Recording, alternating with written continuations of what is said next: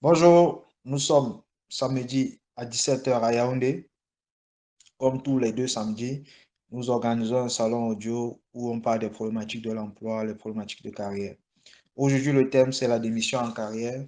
Avec notre invité Cédric Sandio, nous allons aborder le sujet, tout ce qui tourne autour de la démission. Comment ça se passe quand on décide de quitter une charge, un emploi ou une responsabilité.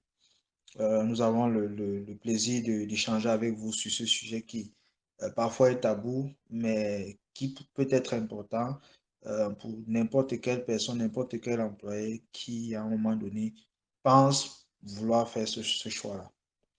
Avant de démarrer, je vais leur rappeler comment on le fait chaque deux samedis. Je suis Alexis Tadifo, je suis le catalyste en chef de l'entreprise NXC.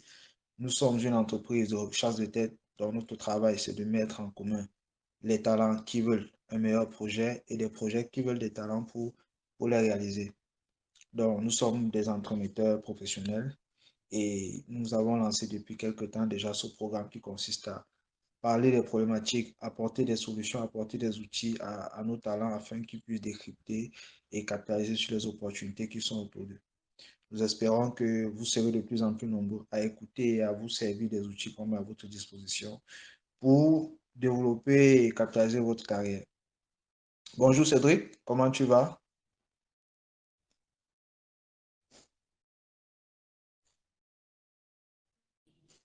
Bonjour Alexis. Non, je vais très bien, merci. Et toi? Bon, tu travailles au Congo. Est-ce que tu peux nous dire en quelques mots ce que tu fais au Congo? Oui, en fait, au Congo, je travaille principalement sur deux plans. Le premier, c'est en tant qu'analyste de données. Et le deuxième, c'est en tant qu'accompagnateur stratégique des entreprises. Ok. Je vais aller de but en blanc. Est-ce que tu as déjà démissionné dans ta carrière? Deux fois, deux fois, deux fois. Tu peux nous dire comment ça s'est passé les deux fois, à chaque fois? Ok, la première fois, en fait, c'est que le premier contrat que j'avais eu au Congo, avec une entreprise qui faisait dans la distribution des produits de MTN Congo, euh, on a eu une discussion et on avait échangé. Et après, on a décidé de travailler ensemble. Et on est allé sur la base d'un salaire. Et ce qui fait que 2 ans plus tard, il avait promis que 2 ans plus tard, bien sûr, on allait se réasseoir, rediscuter sur le thème du contrat qui a été signé.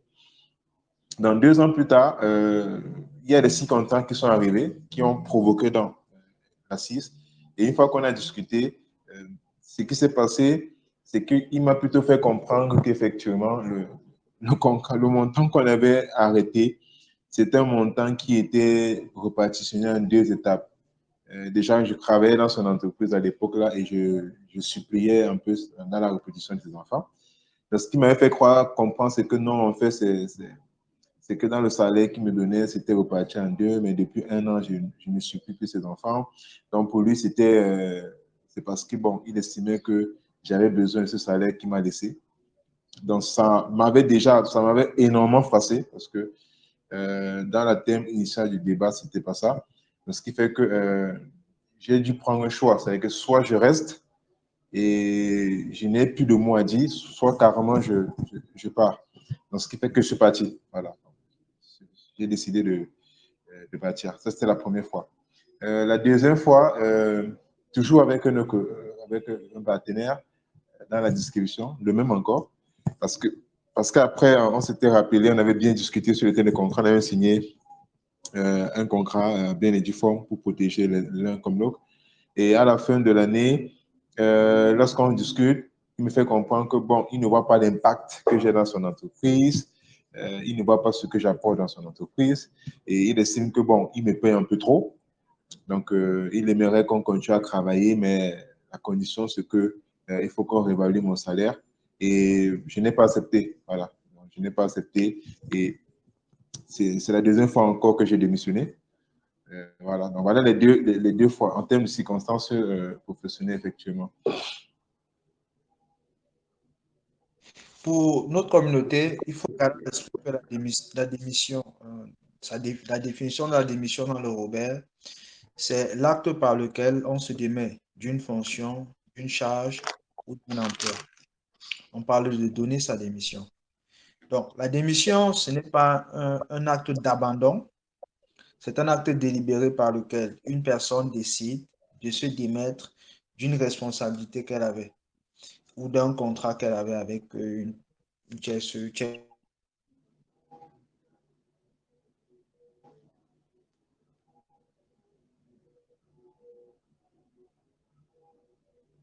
On peut démissionner parce qu'on va aller ailleurs. On peut démissionner parce qu'on est fatigué, on veut se reposer. On peut démissionner parce qu'on veut quitter un environnement toxique. On peut démissionner parce qu'on a des problèmes de santé, ou même pas des problèmes de santé, mais des situations de santé qui font qu'on ne peut pas travailler, par exemple une maternité difficile ou délicate. On peut démissionner aussi pour protester, ça se voit de plus en plus. Et parfois, on arrive à un carrefour de sa vie, on décide de se donner le temps de réfléchir, on estime que les vacances, c'est pas assez, on démissionne aussi pour pouvoir faire le point. Donc ça, ce sont les différentes raisons pour lesquelles une personne peut être amenée à démissionner. Et il peut en avoir beaucoup d'autres. Nous ne pensons pas avoir fait une liste exhaustive. Et c'est très important de le savoir parce que beaucoup de personnes pensent que on ne démissionne que quand on a trouvé mieux ailleurs. Il y a un célèbre adage qui dit que on ne lâche la branche que quand on a saisi une autre. C'est une bonne façon de voir les choses, mais c'est une façon aussi qui conditionne ou qui empêche les gens de capitaliser sur des situations ou des opportunités meilleures. Je peux parler de mon expérience personnelle où en 2012, j'avais démissionné d'une entreprise pour aller dans une entreprise qui, selon moi, me proposait un meilleur projet. Et quelques années plus tard, je pense que ça ne s'était pas très bien passé. Et plus tard, j'ai aussi encore démissionné d'une autre entreprise pour faire le saut vers un projet beaucoup plus intéressant. Là, ça s'était bien passé. Donc, c'est pour dire que la logique de sauter de lâcher une branche pour attraper une autre branche, ce n'est pas un véritable absolu. Parfois, la branche qu'on pense avoir saisie, la nouvelle branche qu'on pense avoir saisie, est une branche moins robuste. Parfois, elle est même moins longue. Elle vous permet d'aller vraiment beaucoup moins loin que ce que vous pensez. Donc, je vais poser une autre question à Cédric. C'est, selon lui, quand on est dans un environnement toxique, est-ce que c'est suffisant pour vouloir démissionner?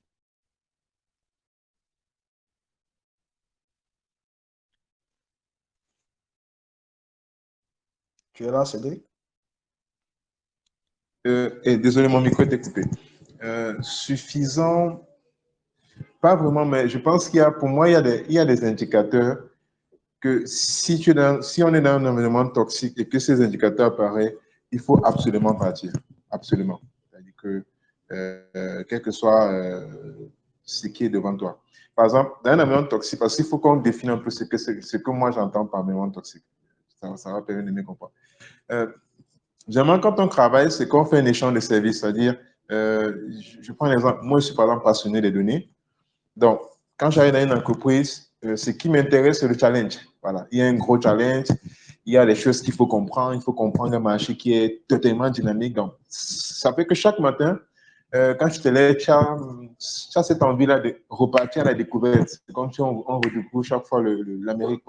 Donc, ça, quand on est dans un environnement où, en fait, on se rend compte que autour de nous, c'est pas ça. C'est-à-dire, autour de nous, au concret, ce n'est pas ça qui te nourrit, mais que les gens, au concret, te font comprendre que là, parce que, bon, déjà, il y a personne d'autre que nous qui peut te recruter. Je t'ai mis là parce que, bon, je n'ai pas le choix. Et l'une des choses qu'on vit le plus dans les environnements toxiques dans les entreprises africaines, c'est que l'employeur te paye et il te fait comprendre que c'est pas pitié qui te paye. Et généralement, on est dans un environnement où il faut faire sourire ton patron. S'il vient fâché, il faut le faire sourire. Tes collègues ne sont pas très qualifiés, mais par contre, c'est eux qui décident si oui ou non on te donne un ouais, donne ou pas. Donc, c'est genre d'environnement où il n'y a pas de méritocratie, où les gens qui sont autour de toi sont ancrés par affiliation et que c'est ce qu'ils vont dire au boss qui vont faire que le boss te maintient le mois prochain ou pas. Il faut que chaque fois tu te bats, c'est que quand ton boss te voit, il faut qu'il sourie, il soit heureux parce que tu es là, tu es venu à l'heure, tu es assis au bureau si tu ne fais rien. Même quand tu fais quelque chose d'intéressant, vraiment, tu te dis ça ne sert à rien, tout ce que tu fais là, fais ça, fais ça, fais ça. Donc, pour moi, ce sont ces différents éléments-là que j'ai un peu remarqué dans les entreprises que j'ai fait et qui est vraiment toxique.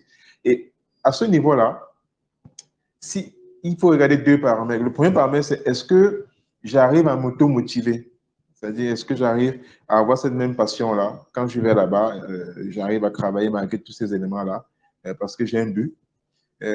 Deuxième élément, c'est est-ce que fortuitement, en étant dans cette entreprise-là, est-ce qu'il y a des opportunités qui peuvent souffrir? Et généralement, non. Pour moi, si les deux éléments-là n'apparaissent pas, ça veut dire qu'en fait, on ne va pas faire du surplace. Non, on va plutôt regresser. Donc, quand il n'y a ni passion, ça veut dire que tu n'arrives plus à être passionné parce que le projet que tu fais, il n'y a plus rien d'intéressant. Donc, le matin, quand tu laisses, c'est même plutôt avec beaucoup de fatigue que tu vas au boulot. Après, il n'y a pas d'opportunité. Et l'environnement est comme Alexis l'a précisé. Moi, je pense qu'il faut partir. Moi, c'est l'une des raisons qui a fait ce parti pour la première fois.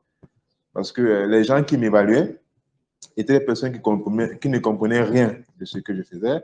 Et ensuite, ils avaient mon boss, en fait, mon boss prenait plus au sérieux ce qu'il disait que ce que moi il disais. Donc, à la fin, tu as des personnes qui, parce que tu ne ris pas avec eux, peut-être parce que tu ne parles pas la même langue que, voilà, ils vont dire ce qu'ils veulent, il faut que tu sois le gars le plus gentil, chercher les choses au gars au bureau, il faudrait quand tu viens le vendredi, chercher des jus, tu l'invites chez toi le dimanche.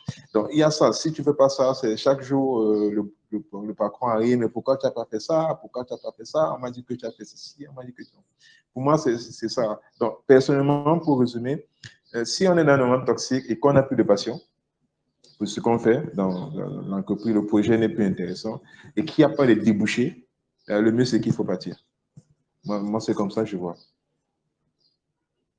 Ok.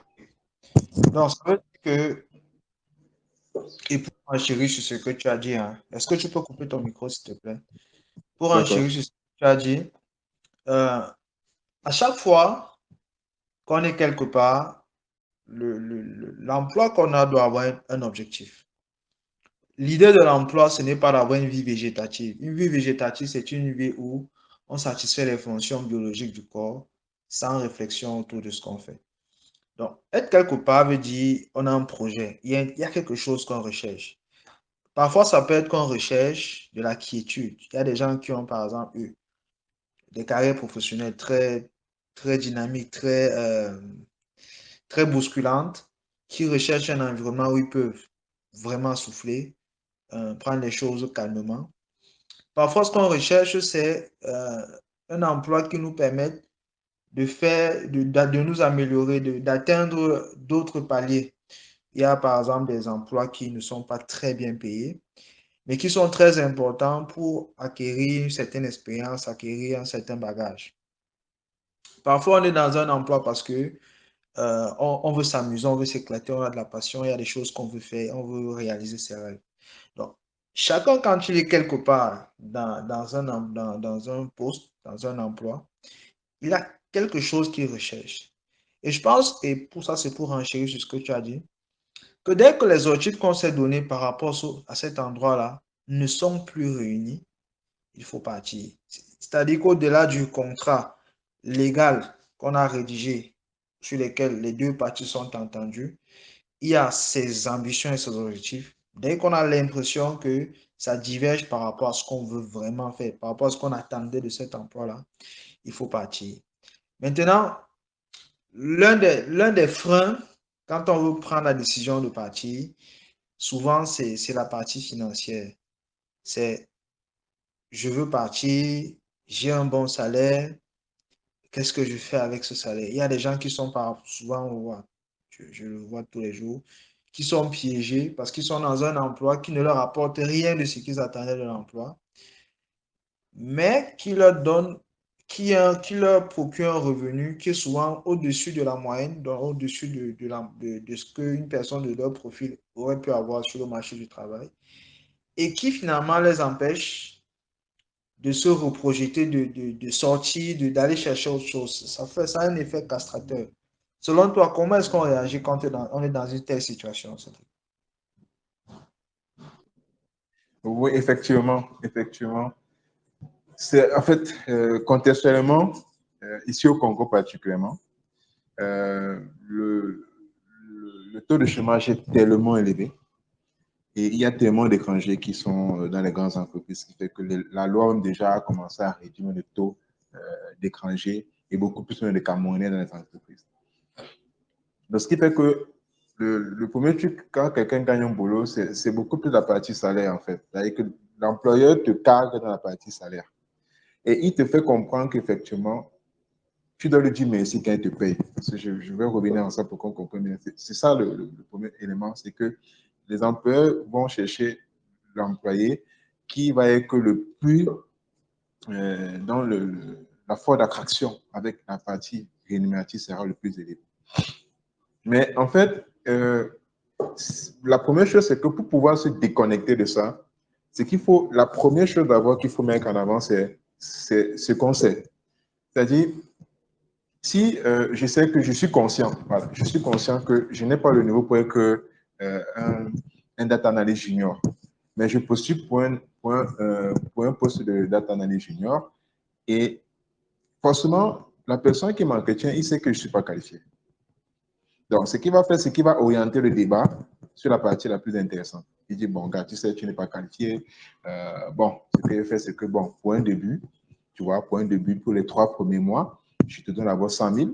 Et après les 3 premiers mois, si je me rends compte que tu fais ce que je veux, on maintient le contrat et l'année prochaine, on discute. C'est toujours le piège qu'ils vont faire. Alors, le piège qu'ils font toujours. Tu dis oui, 3 mois plus tard, tu es au même niveau, 6 mois plus tard, au même niveau. Et ce qui fait qu'à la fin, il commence à te faire comprendre, on paye tout le monde, c'est seulement comme ça qu'il faut, on paye tout le monde le 15, il y a 5-3 personnes qu'on ne paiera jamais le 15, moi tu les payer le 25, le 20. Il faut que tu comprennes pourquoi ton salaire est en retard. Peut-être parce que tu ne fais pas le boss. Mais à ce niveau, l'une des solutions que moi j'ai appliquées n'était pas très compliquée, c'est que au départ, on est conscient qu'on a un niveau, on est conscient qu'on a un bon niveau.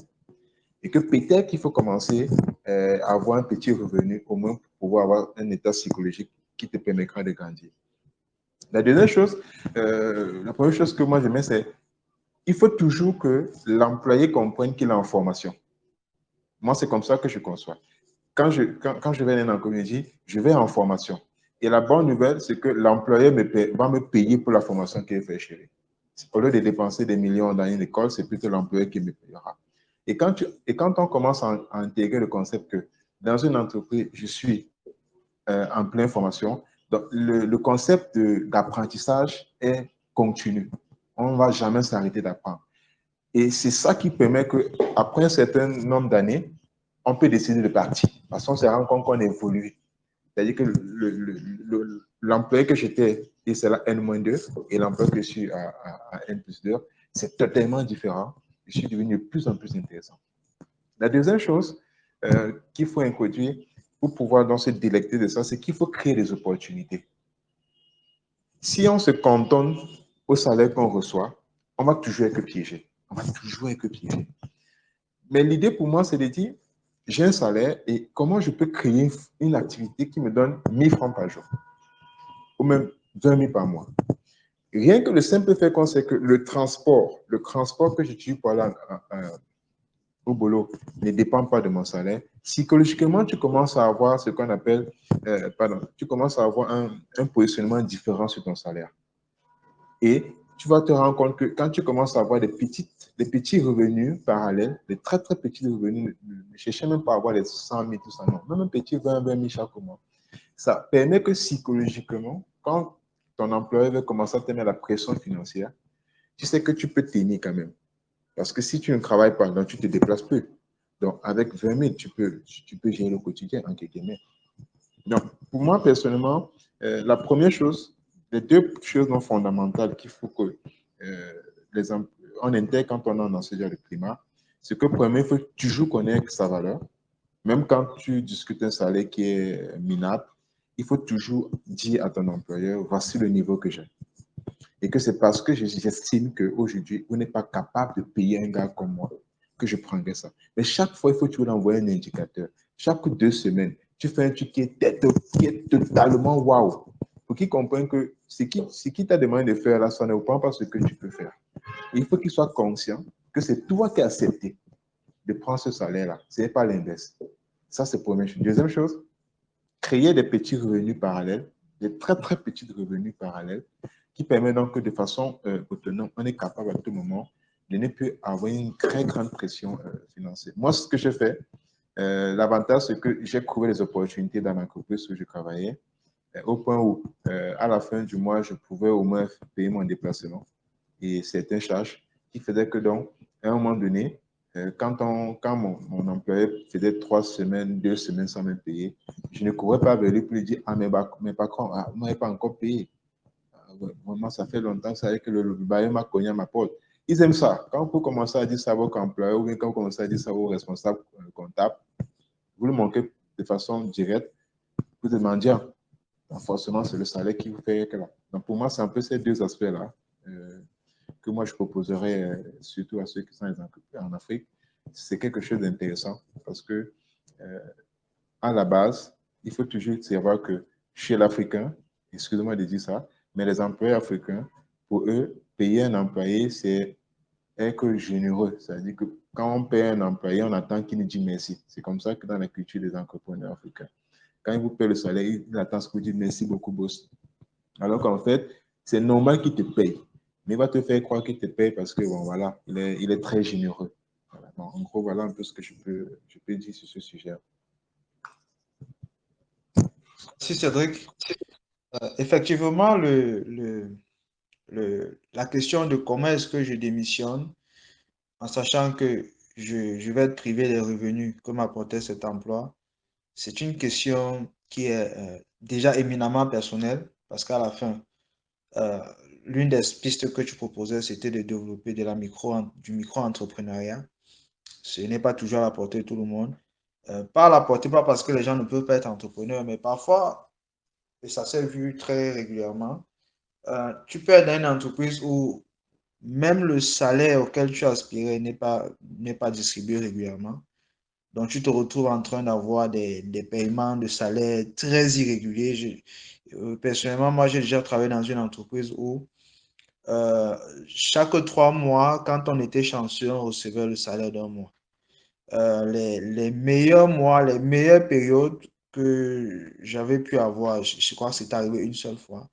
J'ai eu en 3 mois 2 fois mon salaire. C'est des choses qui arrivent et c'est des choses qui ne sont pas si, on va dire ça comment, si extraordinaires que ça dans certains emplois.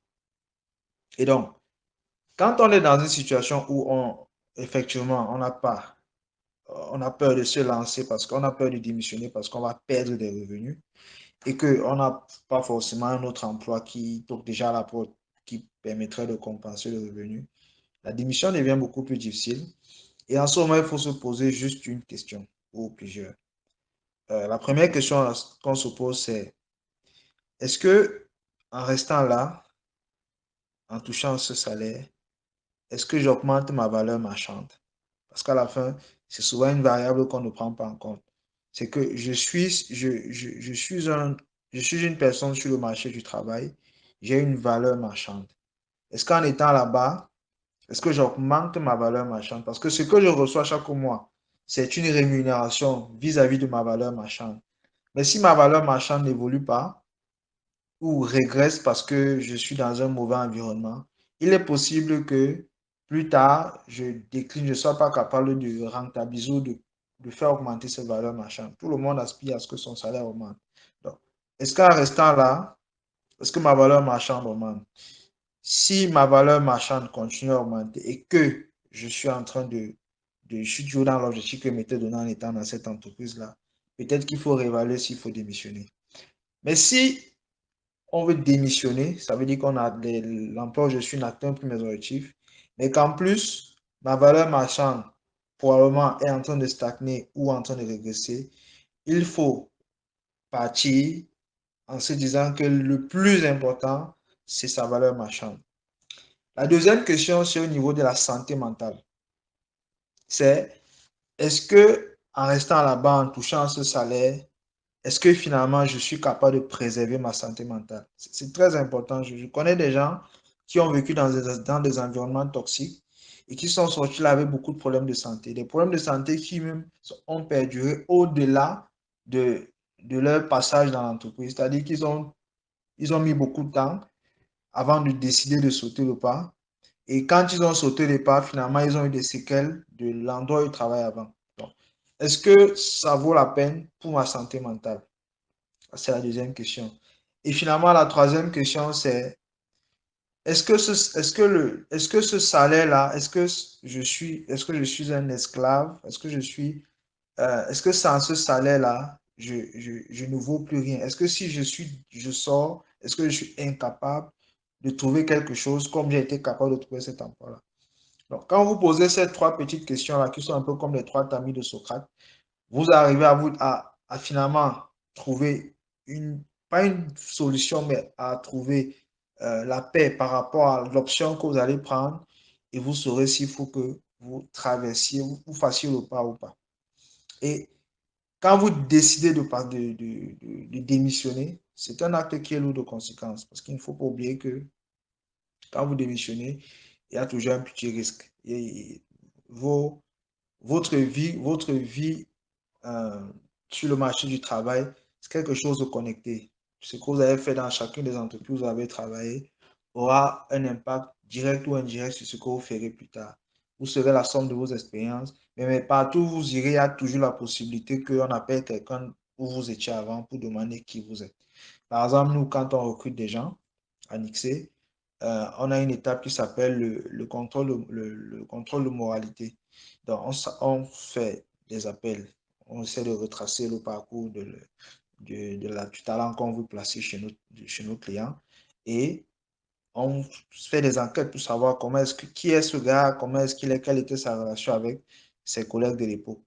C'est pour ça que si vous allez sur notre site internet, vous verrez que avant de postuler à n'importe laquelle de nos offres, la première question c'est est-ce que vous acceptez que nous fassions cette enquête-là? Si vous êtes d'accord, vous cliquez sur oui, vous pouvez faire la suite. Si vous n'êtes pas d'accord, on ne vous permet même pas de postuler parce qu'on estime que quelqu'un peut être très bon, mais être toxique pour ses collègues. Donc, quand vous avez réussi à être sûr que, OK, je suis prêt à accepter le changement, parce que démissionner, c'est un changement. Quand vous êtes prêt à affronter l'inconnu, parce que même si vous avez déjà décroché un emploi et que vous savez où vous partez en termes de futur employeur, il y a toujours une part d'inconnu et que vous êtes sûr qu'il vaut mieux pour vous de partir que de rester. Ça peut être pour les raisons que Cédric a citées tout à l'heure, par exemple, des environnements de travail où il y a beaucoup de politique, où il faut faire beaucoup de choses qui ne sont pas liées au travail, qui ne sont pas liées à la performance, ou alors que ça ne répond plus à ce que vous recherchez. En ce moment-là, il faut partir. Mais avant de partir, il y a un ensemble de choses qu'il faut faire. L'une des premières choses qu'il faut faire avant de partir, asseyez-vous, mettez vos affaires à jour. Décider de partir d'une entreprise, ça ne se fait pas, ça se fait pas sur un coup de tête. Mûrissez la décision, mais une fois qu'elle est prise, il y a des choses à faire. Mettez vos affaires à jour. Vos affaires à jour, c'est quoi? C'est que sur le plan de la comptabilité et sur le plan administratif, il y a des choses il faut regarder. Est-ce que mes congés, quel est le statut de mes congés? Est-ce que j'ai tout consommé? Est-ce que je n'ai pas tout consommé? Parce que normalement, si vous n'avez pas tout consommé, que vous êtes c'est selon le contrat que vous avez, vous êtes capable de vous faire rembourser ça. Quel est le type de contrat que j'ai? Est-ce que j'ai un contrat à durée déterminée ou à durée indéterminée? Si vous êtes dans un contrat à durée déterminée, il est possible que vous ayez à rembourser financièrement le reste du contrat. Donc, quand vous réfléchissez dans votre structure de réflexion, vous mettez ça en compte. Est-ce que j'ai des dettes vis-à-vis de mon employeur? Il y a des entreprises où les gens contractent des dettes pour faire d'autres choses. Est-ce que j'ai des dettes? Où en sont mes dettes? Est-ce que j'ai des arriérés de salaire? En général, quand vous êtes en train de démissionner, il faut savoir que l'employeur ne sera pas vraiment pressé de solder les arriérés de salaire. Et souvent, quand vous êtes dans une entreprise qui a une culture des arriérés de salaire, euh, psychologiquement, dites-vous que bon, on ne va jamais rembourser ça. Est-ce que j'ai des équipements? Est-ce que j'ai des choses que j'ai pris chez l'employeur et que je dois remettre? Peut-être un ordinateur portable, peut-être une clé USB, peut-être. Ne négligez pas les petites choses qu'on vous a données. Souvent, pour des employeurs véreux, ces petites choses vont permettre de constituer un dossier pénal pour dire que vous êtes parti, vous avez volé quelque chose ou quoi que ce soit. Donc, faites l'inventaire et faites une liste. Allez faire vérifier la liste par le comptable ou par le comptable matière de l'entreprise, par celui qui est en charge de ça. Maintenant que vous avez fait ce petit inventaire de ce que vous voulez faire, identifiez maintenant, est-ce que je veux qu'il y ait la relève? Parce que ça dépend vraiment. Si vous êtes dans une entreprise où il y a quand même un climat positif et vous êtes sur un projet sérieux, et surtout si vous êtes un cadre, je vous suggère fortement de toujours penser à trouver un remplaçant pour vous. Maintenant, si vous estimez que l'entreprise est vraiment toxique, trouver un remplaçant veut dire que vous allez trouver un sacrifié qui va venir vivre les mêmes problèmes que vous. Bon, souvent, c'est un peu difficile moralement. Mais si ce n'est pas le cas, essayez de trouver un remplaçant. Soit en interne, c'est-à-dire quelqu'un, ça peut être quelqu'un qui travaille en dessous de vous, ou même un collègue qui peut, le temps, quand vous partez, qui peut prendre la relève sur les dossiers qui sont en cours. Soit en externe, en ce moment, vous discutez avec votre hiérarchie pour savoir comment est-ce que vous pourrez vous faire remplacer. Et quand vous avez identifié comment la relève va se faire, forcément, vous allez vous accorder sur comment ça va avoir un impact sur votre préavis et tout le reste. Maintenant, vous pouvez faire l'acte officiel, donc rédiger une lettre de démission, en sachant que vous vous êtes entendu sur les contours, vous allez faire tel préavis de telle période à telle période. Organisez, si possible, un pot de départ. Ça a l'air contre-intuitif, mais il faut garder à l'esprit qu'une entreprise, c'est une communauté de personnes. C'est un endroit où des gens se réunissent. C'est un endroit où des gens vont et viennent et vont. Autant que vous êtes en train de quitter de là-bas pour aller ailleurs, il est possible que la plupart ou certains de vos collègues quittent aussi de là pour aller ailleurs. Et vous ne savez pas dans quelques années quelles sont les interactions, quelles sont les relations que vous pourrez avoir. Donc, il faut toujours soigner son départ. Soignez vos départs. Même si vous ne vous entendez pas beaucoup avec la plupart de ses collègues, si vous avez la possibilité, prenez un peu d'argent, allez dans un snack ou je ne sais pas quoi, ou faites même venir de la nourriture au bureau, offrez un pot de départ, vous dites merci à vos collègues, vous leur remerciez pour l'apprentissage qu'ils vous ont donné parce que ça se soit mal ou bien passé, ils vous ont appris des choses. Ils vous auront au moins appris à mieux choisir les entreprises où vous irez plus tard. Vous, vous les remerciez, vous remerciez votre hiérarchie, votre personnel, ceux qui vous ont encadré, et vous prenez si possible les contacts téléphoniques des uns et des autres. Vraiment, ne faites pas en sorte, ne donnez pas l'impression que vous allez vous quitter l'entreprise avec le cœur noir et que vous êtes totalement obnubilé par la colère. Non, soyez fair play et dites-vous que même si vous êtes en train de partir pour rester à la maison, parce que ce que je dis, c'est pas seulement des choses qu'il faut faire si vous avez trouvé un nouvel emploi. Non, même si vous êtes en train de partir pour rester à la maison parce que vous êtes fatigué, parce que vous ne pouviez plus travailler là-bas, ça en était de trop, parce que pour toutes les raisons possibles, soignez votre départ. C'est très possible que l'un de vos collègues soit demain un de vos collègues, ou même qu'il soit l'une des personnes qui vous recrute, ou qu'il soit l'une des personnes qui vous recommande. Le marché de l'emploi est souvent très bizarre. Moi, je pense que sur tous les emplois que j'ai eus, les trois quarts, sinon même les 80% des emplois que j'ai eus, c'était des recommandations des personnes que j'ai soit rencontrées sur les bancs de l'école, soit rencontrées en travaillant, c'est-à-dire des anciens collègues. Donc, c'est très important de faire ça. Et quand vous avez donc démissionné, que vous avez fini votre préavis, vous avez fait votre pot de départ, maintenant, les autres jours, je vois souvent certains, ne commencez pas à faire des campagnes négatives sur les réseaux sociaux, machin. Non, ça ne sert vraiment à rien. N'ayez pas une langue de vipère à propos de non. Ça ne sert à rien de faire des campagnes négatives sur les réseaux sociaux, quoi que ce soit. Vous n'êtes même pas obligé de vous désabonner des espaces sociaux de votre employeur. Vous pouvez rester abonné peut-être sur leur compte Twitter, je ne sais pas quoi. Rassurez-vous juste que votre signature est correcte.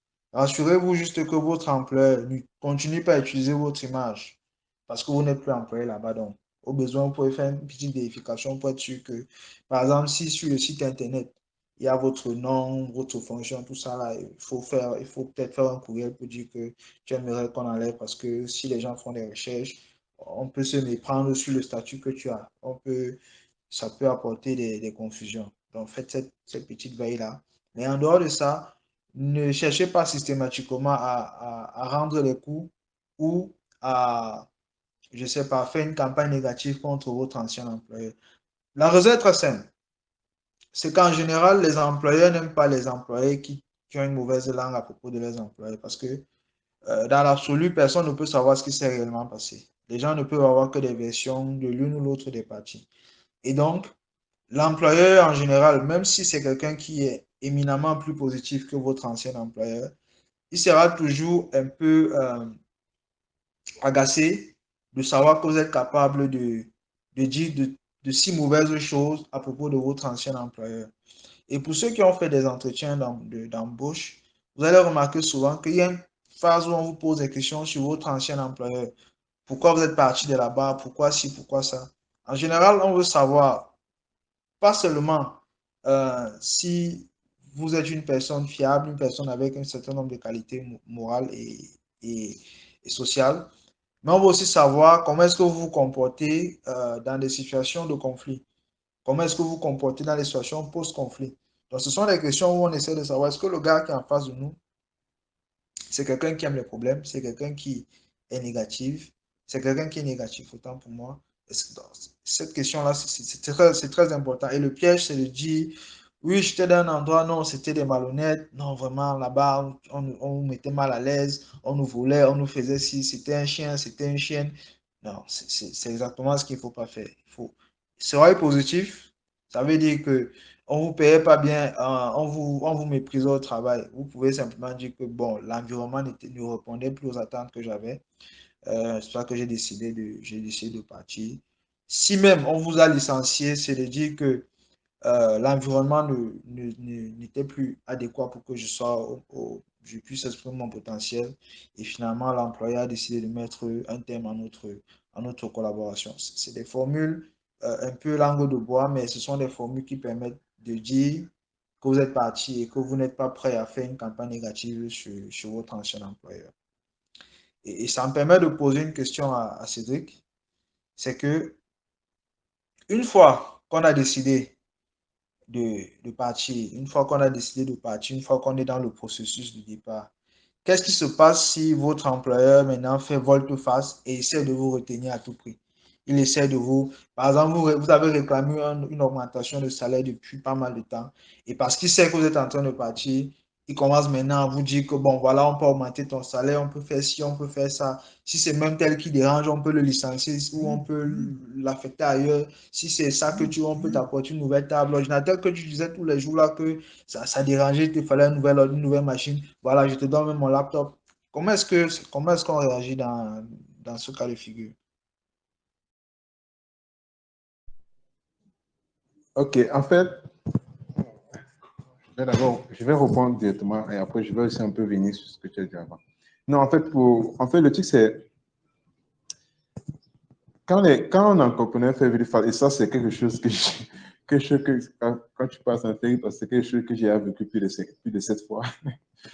Le premier conseil d'un genre, c'est qu'il ne faut jamais faire un compromis entre toi et un autre employé. Jamais. C'est-à-dire que même si tu es conscient que c'est l'assistant comptable qui trafique tes documents, ne dis jamais, oui, il faut qu'on l'affecte ailleurs. Non. Le mieux, c'est de rester et de pouvoir trouver les éléments qui vont te permettre d'avoir donc gain de cause. Mais lorsqu'on se met dans une position où on décide qui doit rester ou pas, inconsciemment, vous reprenez la posture du gars qui est venu, non pas par méritocratie, mais par discours politique.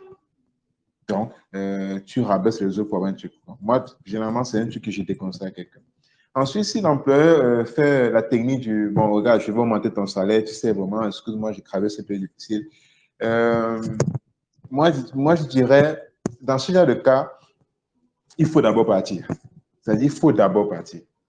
Pourquoi j'insiste sur le fait qu'il faut d'abord partir? Je parle parce que quand moi j'ai eu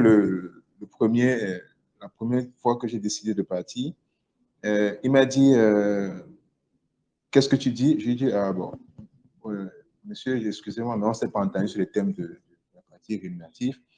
Il me dit bon, c'est pas grave, regarde ce qu'on va faire. Reste d'abord jusqu'à la fin du mois et à la fin du mois, on discute. En fait, dans ce genre de discours, il y a une nuance. Il y a une nuance qui est très dangereuse. C'est reste d'abord à la fin du mois. Mais ça sous-entend que si tu restes sur l'ancienne condition, la condition que tu inclus de décrire, que tu inclus de dire effectivement, c'est pas intéressant, ou bien l'environnement qui est. Donc, si c'est l'environnement, ça ne va pas changer en un mois. Ça, c'est impossible. On ne va pas virer quand même toutes ces personnes et changer de culture. Si c'est le salaire, c'est une étude comptable. C'est pas on ne change pas le salaire de quelqu'un en un claque de doigts. C'est qu'il y a une étude de comptabilité. Il faut revoir l'assurance, les impôts. Bref, augmenter le salaire de quelqu'un, ça a aussi un impact en termes de charges sociales, etc. Ce n'est pas un truc qu'on va faire directement en un mois. Sauf si le parcours paye en comptant.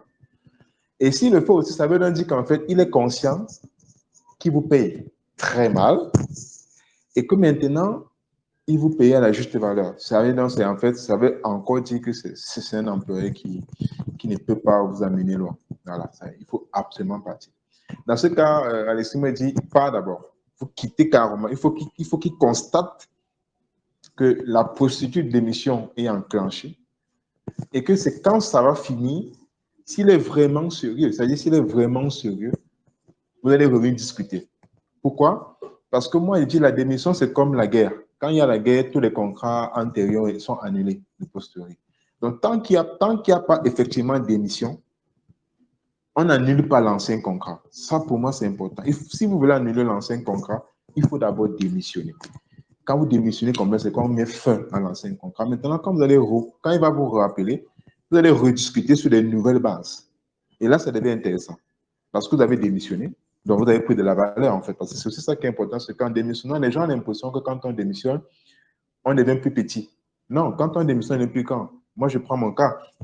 Je travaillais de lundi à samedi, de 8 à 16h30, et j'avais un salaire qui tournait autour de 150. Et quand je démissionne, quand je reviens, je travaille 3 fois par semaine, il me paie 300. Et quand tout le monde a pris ça, il me dit, mais comment tu as fait pour gagner plus et travailler moins? Mais parce que quand tu démissionnes, tu rompes l'ancien contrat et ton employeur te voit comme quelqu'un qui est sérieux. Ce qu'il va faire, c'est qu'il va forcément attendre que vous l'appelez après une semaine, après un mois, il se rend compte que vous ne l'appelez pas. Et après, quand il se rend compte qu'effectivement, le travail que tu faisais, c'est un travail qui était assez intéressant, il va prendre le téléphone, il va remettre son œil à côté, il va vous rappeler. Et quand vous rappelez, voilà, vous rediscutez. Mais pour moi, Alexis, ce que je dis, c'est quand on enclenche une procédure d'émission, ce qu'on estime qu'au préalable, tous les éléments, comme tu as cité tout à l'heure, tous les éléments sont rouges et qu'il faut partir, en fait. Et si en voulant partir, il te dit ça et tu reviens, ça veut dire que toi, tu n'étais pas sérieux. Ça veut dire que toi, en fait, tu utilises le moyen de la politique pour voir ce que tu veux. Dans la fin, ça veut dire qu'en gros, tu n'es pas sérieux, tu es un commentaire. Donc, pour moi, il faut démissionner. Si on sait ce qu'on veut, on démissionne. Et si l'employeur veut que vous reveniez, il va reprendre le chemin, il va venir vers vous, il va vous écrire, vous appeler, vous allez rediscuter, cette fois-ci, dans des thèmes plus mieux. Maintenant, ça, c'était pour la réponse. Mais je voulais un peu revenir en arrière. En fait, l'une des choses que j'aime souvent dire aux gens, c'est ce qui nous empêche de définir, ce n'est pas souvent l'emploi. Vous voyez un peu, ce n'est pas souvent la culture de l'entreprise ou l'entreprise en elle-même, mais c'est nous-mêmes en fait le problème. Et c'est pour ça que le salaire aujourd'hui est l'un des outils utilisés beaucoup plus par les entrepreneurs africains. Parce qu'ils savent que, bon, tu prends un gars, tu donnes 150 000, automatiquement, il sait que ce gars va commencer à dépenser, à vivre avec 250 000 par là. Donc, il consomme 150 000, il va prendre les dettes de 100 000 en sachant que le mois prochain, quand on le paye, il rembourse une partie continue. Donc, conscient que l'employé va toujours avoir cette envie agressive-là de vivre au-delà de ses moyens on est de conscient qu'il est difficile de voir un employé qui fait des économies. Il est même difficile de voir un employé qui parle même de faire des petites activités de cotisation, de tontine, de vente, etc., quelque chose comme ça. Et c'est à partir de là, en fait, que l'employeur, même s'il ne vit pas avec vous, il connaît ces attitudes-là, en fait.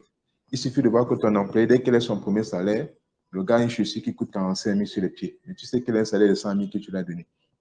Automatiquement, il sait que ce gars, c'est quelqu'un qui aime bien. Donc, maintenant, ce que l'employeur va faire, c'est qu'il va aussi s'habiller très chic. Il va essayer d'être vraiment à 250 000 sur lui. Il sait que quand tu vas le regarder, tu auras aussi envie de montrer aux gens quand même que je travaille, gars. Je suis salarié. Ce n'est pas comme le gars du quartier qui cause là, qui mange des beignets le soir. Donc, il y a aussi cet élément-là que je voulais revenir parce que la démission aussi fait que quand on ne peut pas démissionner parce qu'on est coincé par nos propres attitudes, on n'arrive pas à vivre en dessous. Moi, je dis toujours aux gens, si vous estimez que le salaire ne vaut pas ce qu'il faut, ne consommez pas tout ce salaire. Si tu sens que ton salaire, c'est 300 000, on te donne 100 000, consomme qu'à 20 000.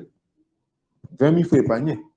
Parce que quand tu commences à vivre en deçà de tes besoins, tu commences à bien avoir une vie assez disciplinée, ça te donne la possibilité de te révolter. Mais imagine que tu es en train de vivre tout le quartier, c'est que bon, tu sais, on te voit toujours aller dans les boulangeries, dans les supérettes, t'acheter des trucs à part quelque chose. Bon, excusez-moi, c'est un supermarché ici. À la fin, tu crées une attitude, une habitude qui fait qu'il est même impossible pour toi d'engager déjà l'option de démission. Parce que tu vois que assez de démission, gars. Je n'ai plus posé. J'ai fait 2 mois, je commence à manger les nourritures bizarres. Donc, je voulais juste revenir pour dire, c'est aussi un élément que les employeurs connaissent très bien. Parce que quand ils font l'entretien avec vous, ils ressentent ça. Il suffit de voir la personne, comment la personne parle, comment la personne se comporte. Et quand vous donnez, par exemple, les 3 premiers mois, les 3 mois, généralement, vous allez voir, ça c'est une technique qu'ils utilisent. Ils vont vous donner un salaire avant, c'est-à-dire 2 semaines avant la fin du mois. Ils disent, bon, c'est quelqu'un vient, les gars, tiens, voilà ton salaire. Hein, essaie un peu d'acheter des habits, hein, voilà, pour que le mois prochain, quand même, hein, voilà, tu changes. Il est conscient de ce qu'il fait. Et c'est quand tu donnes le salaire 2 semaines avant, tu vas finir ce salaire après 2 semaines, il n'y aura plus rien. Il sait que tu vas t'acheter les trucs parce que tu estimes que, bon, il m'a donné 2 semaines avant. Donc, s'il a donné ça le 8, donc, ça veut dire qu'à partir du 30 comme ça, il va encore m'appeler pour me donner encore le salaire. Donc, tu déprogrammes ton calendrier de paiement, tu consommes là-bas vite. Il se rend compte que voilà, tu as acheté une nouvelle chaussure, une nouvelle chemise qui coûte dans les 15 000, tout ça.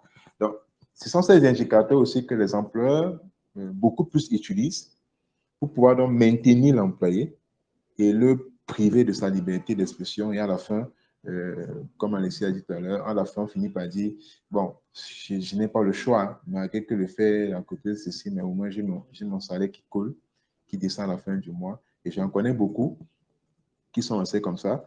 Et pour finir, ici, juste une parenthèse, moi j'ai un ami qui travaille aussi dans une entreprise beachère ici au Congo. On lui donnait un salaire de 200 000 le mois.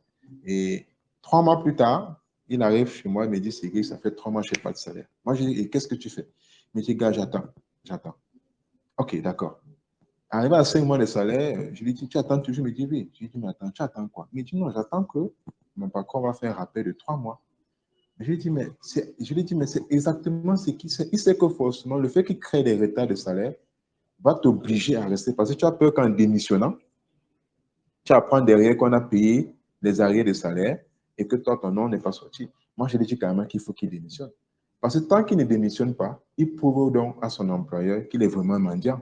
Comment un être humain peut vivre pendant 5 mois sans avoir de salaire?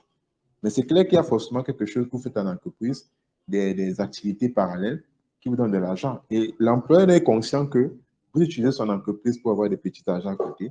Donc, pour ne pas ancrer à l'intérieur, il va commencer à jouer avec le retard de salaire. Donc, c'est un peu cet élément aussi que je voulais apporter. Oui, tu as pointé deux choses qui sont très intéressantes. La première, c'est que finalement, en démissionnant, on améliore sa valeur marchande. En démissionnant, on montre aux gens, on montre à son futur ancien employeur que on sait ce qu'on veut, on a une vision claire de ce qui est important pour nous, qu'on se positionne soi-même comme notre priorité. Et la deuxième chose que tu as dit qui est très importante, c'est le sentiment de servilité qu'on a vis-à-vis du salaire. Peut-être qu'on fera un jour un salon sur le salaire. Mais le salaire, c'est un outil qui permet de rétribuer l'apport que vous avez pour l'entreprise. Mais c'est comme l'argent en fait. D'ailleurs, on paye généralement le salaire en argent.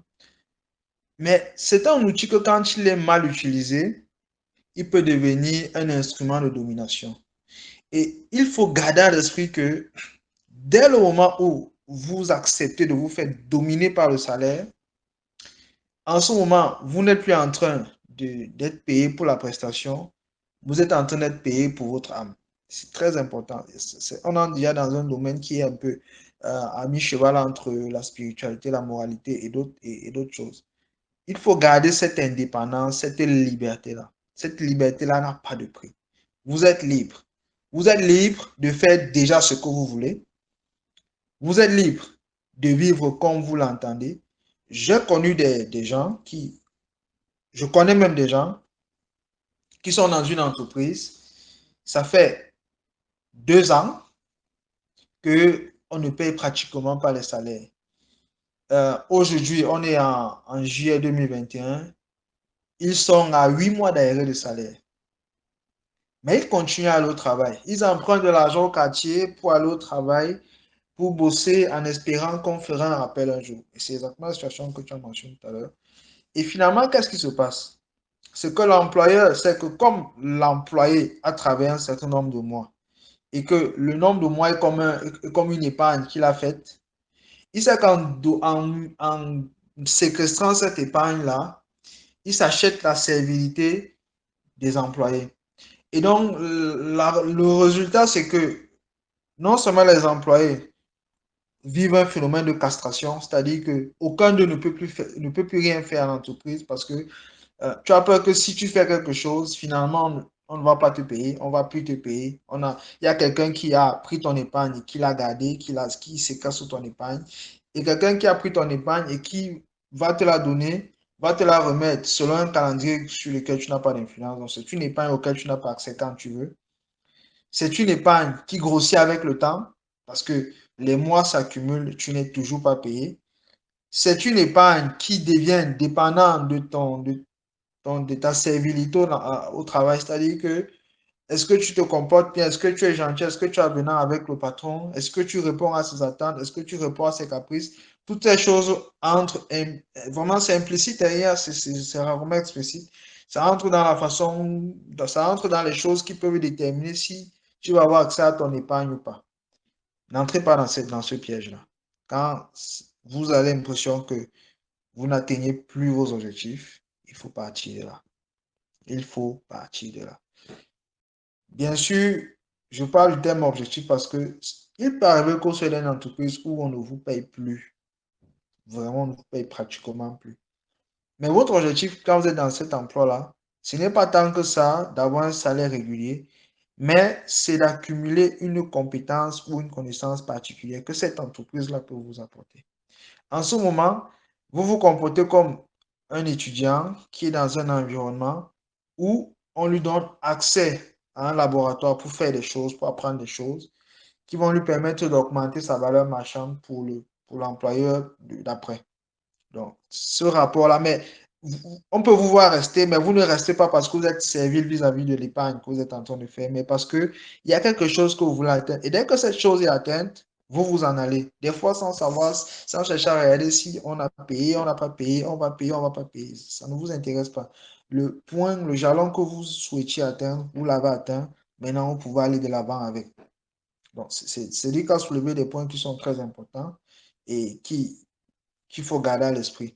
Et généralement, quand on développe cet esprit de servilité-là sur la durée, ça donne un effet mental, ça a un effet de dégradation de votre santé mentale. Pour certains, ça a même des impacts négatifs dans leur couple, dans leur foyer. Pour d'autres, ça a des effets psychosomatiques, c'est-à-dire l'effet de ce qu'il vit dans la tête se ressent physiquement. Il tombe malade, il a une santé précaire, il fait des dépressions. Il faut faire attention à ça. Je vais donner la parole à Cédric qui voulait ajouter quelque chose. Oui, en fait, ce que je voulais ajouter, c'est beaucoup plus le contexte dans lequel on se trouve, en fait. Euh, ce que je pense, c'est que le travail, c'est comme une relation. Ça commence toujours au début. Tout commence au début. Si au début, on entre en brigand de relationnel, voilà, je suis un frère du village que toi, je suis ça, et qui n'a rien à voir avec la méritocratie, c'est dangereux. Je prends un exemple pour montrer ça. J'ai été appelé récemment pour une entreprise parce qu'il devait gérer, par exemple, la crise de salaire. En fait, tous ces employés voulaient démissionner. Bon. En fait, le problème était très simple. C'est que ces gens sont entrés, ils avaient 400 000 de salaire le mois comme commercial.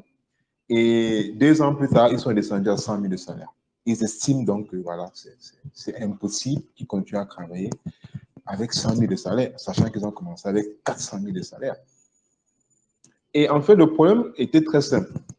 C'est qu'en fait, on a des personnes qui sont ancrées au début de l'activité, ils ne connaissaient rien dans le commerce. Ils ne connaissaient même pas comment on fait, comment on compte l'argent, comment on cause avec un client, comment on engage un prospect. Ils ne connaissaient rien de ce rien.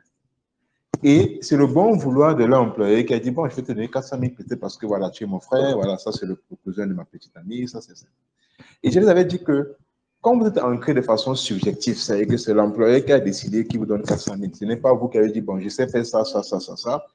Un an plus tard, il est impossible pour vous de revenir dire à votre employeur, je vaux 400 000. Parce que vous êtes ancré de façon subjective. Et quand on est ancré de façon subjective, laissez l'employé décider ce qui va se passer. Et c'est ça, et c'est exactement le problème qu'on a, c'est que jamais pour avoir l'emploi, on est obligé souvent de ne pas trop mettre en avant ce qu'on sait faire. Peut-être parce qu'on doute de ce qu'on sait faire, peut-être parce qu'on estime qu'il y a 1000 personnes qui savent faire la même chose que moi, mais peut-être parce que, bon, voilà, on en a marre de rester au quartier, il faut au moins qu'on ait quelque chose. Alors, ce qu'on fait, c'est qu'on dévie et on commence à vouloir faire une embauche de façon émotive, subjective, au bon vouloir, voilà. J'ai mis 500 000, mais je lui ai dit qu'il me donne quand même 100 000. Il sait qu'avec moi, il peut faire une économie de 300 000. Si vous ancrez comme ça, moi, ce que je dis, c'est que si vous ancrez dans ce genre de logique, il sera difficile pour vous de démissionner et d'être victorieux. Parce qu'on peut démissionner tout en étant. On peut démissionner, c'est un échec. Parce que la démission, pour moi, c'est que, comme Alexis a dit, c'est j'arrête de faire mon obligation. Mais vous pouvez arrêter de faire un truc, mais à la fin, c'est que vous n'êtes pas victorieux. Or, pourquoi? Parce qu'au départ, on est ancré de façon subjective. Donc, la meilleure façon, si on voulait avoir un climat qui vous permet de pouvoir à la fin décider si oui ou non vous continuez ou pas, c'est qu'il faut déjà premièrement que vous ancrez tout en briguant ce que vous savez faire. Si on est conscient que ce que je sais faire, c'est 75 000, je préfère qu'il me paye 75 000. Ça, c'est comme ça que je conçois. Accepter le salaire si vous estimez que le salaire vaut ce que vous savez faire. Parce que quand demain, vous allez vouloir toucher 250 000, vous allez aussi avoir une discussion parce que vous savez maintenant que ce que je sais faire vaut 250 000. Et là, ça devient très intéressant. Et quand vous démissionnez, vous prenez de la valeur. Parce que l'employeur se rend compte qu'effectivement, il n'a pas respecté ses promesses parce qu'il est bien tenu qu'après une certaine période dans l'entreprise, un employé peut soumettre une augmentation de salaire. Il faut qu'il mette les documents qui démontrent pourquoi il peut monter, par exemple, en grade ou avec une nuit de plus. Mais, généralement, ça n'arrive pas. C'est-à-dire que c'est beaucoup sur les ah, mais boss, vraiment, le salaire est petit. Hein. Vraiment, vous savez, j'ai 2 enfants. Voilà, j'ai une femme, il faut qu'il y ait une maison. Personnellement, l'employeur n'a rien à foutre avec le fait que vous avez 2 femmes maintenant et que vous avez 0 femme que vous êtes ancré dans son entreprise. C'est pas comme ça. Si c'est comme ça que vous faites les discussions pour augmenter vos conditions de travail, sachez que ça ne va pas marcher. Et vous serez démissionné perdant. Parce qu'à la fin, ça va être une histoire où j'ai démissionné avant d'être viré. Et en entreprise, ça se ressent. Donc, moi, pourquoi je voulais juste ajouter qu'il y a hormis le paramètre professionnel que le travail, il faut beaucoup plus travailler sur soi-même. Beaucoup plus travailler sur soi-même. Il faut toujours respecter gens quelque part par méritocratie. Et si vous n'avez pas la chance d'entrer par méritocratie, très vite, recommencez à mettre en avant la méritocratie. Mettez les résultats, mettez l'assiduité, mettez la rigueur. Et vous allez vous rendre compte qu'effectivement, en vous imposant cette discipline-là, il sera plus facile pour vous de vous déconnecter. Parce qu'effectivement, vous dites, bon, voilà, moi, je viens à 8 heures chaque jour, je rentre à 16 heures. Donc, même si je vais dans une entreprise voisine, S'il me demande de venir à 8 h, de rentrer à 16 h, ce ne serait pas un problème. Donc, je vais rester. Mais si vous savez que bon, tu viens à 13 h, tu rentres à 14 h et que bon, ton boss ne parle pas, mais après tu veux montrer que non, tu travailles beaucoup, il serait difficile pour toi d'aller voir une entreprise qui va accepter quelqu'un qui vient à 13 h et qui rentre à 16 h. Donc, vous-même, vous pouvez commencer à tirer une balle sur vos pieds. Donc, en bref, l'élément, c'est ça, c'est qu'il faut toujours considérer que tout commence au début. Voilà, tout commence le premier jour de votre entretien, le premier jour de votre embauche. Et après, ce que vous allez faire. Ensuite, il faut toujours savoir, si je vis au-dessus de ma rémunération, j'aurai des difficultés parce que pour partir, c'est le premier problème, c'est que je vis comment? Ça fait 4 mois avant que j'ai un boulot. Comment je nourris ma famille, comment je mange moi-même, comment je suis à mes petits, à mes charges personnelles. Donc, ces paramètres fait qu'il faut toujours avoir ce qu'on appelle un plan B. Généralement, le plan B, c'est quoi? Soit vous épargnez, et pour épargner, il faut vivre légèrement, très en dessous de ce que vous avez envie de vivre. C'est la seule façon souvent d'épargner quand on est employé. Soit vous avez des petites activités que vous pouvez faire qui ne demandent pas un très grand fonds, dans lesquelles vous avez la même mise parce que vous êtes à l'intérieur du système. Ça c'est facile, ça fait que ça réduit dans les charges en termes de transport, etc. Ou, personnellement, vous prenez le plus dur, comme Alexis l'a dit tout à l'heure, c'est vous démissionner. Parce qu'en démissionnant, on prend de la valeur et après, vous vous réévaluez. Et voilà, je pense que pour moi, c'est ce que je veux lâcher. Merci. Merci Cédric. On va donc clôturer la première partie de notre salon en résumant simplement ce qui a été dit.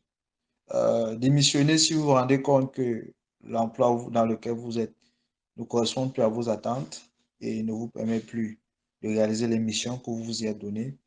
N'ayez pas peur qu'en démissionnant, votre valeur diminue. En général, votre valeur augmente et ça envoie un signal très positif à la fois à votre employeur et à vos futurs employeurs. Quand vous démissionnez, soyez méticuleux dans les étapes, préparez vos démissions, partez avec panache. N'entrez pas dans la servilité avec le salaire, donc dans la réflexion que vous avez sur la démission. Prenez en compte que vous êtes la priorité de tout ce que vous faites donc, et que vous devez garder une indépendance, sinon vous devenez quelqu'un qui a vendu son âme. Et à la fin, pour pouvoir démissionner, préparer un plan B, soit par de l'épargne, soit par des activités parallèles qui vous permettent de tenir, mais même tout en gardant à l'esprit que le plan B, aussi beau peut-il sembler, ne vous préviendra pas de rencontrer de vraies difficultés pour la suite. Mais gardez à l'esprit que en ayant développé en vous étant développé ou en ayant développé de très bonnes attitudes professionnelles, vous serez conscient de votre valeur marchande et vous serez capable d'affronter l'inconnu qui se présente après votre démission. Je vous remercie pour votre disponibilité. Je te remercie, Cédric, pour ta présence. Nous allons organiser la semaine prochaine un webinaire et dans 2 semaines, un autre salon audio sur notre chaîne Telegram. Merci beaucoup à la communauté et bonne soirée. Merci.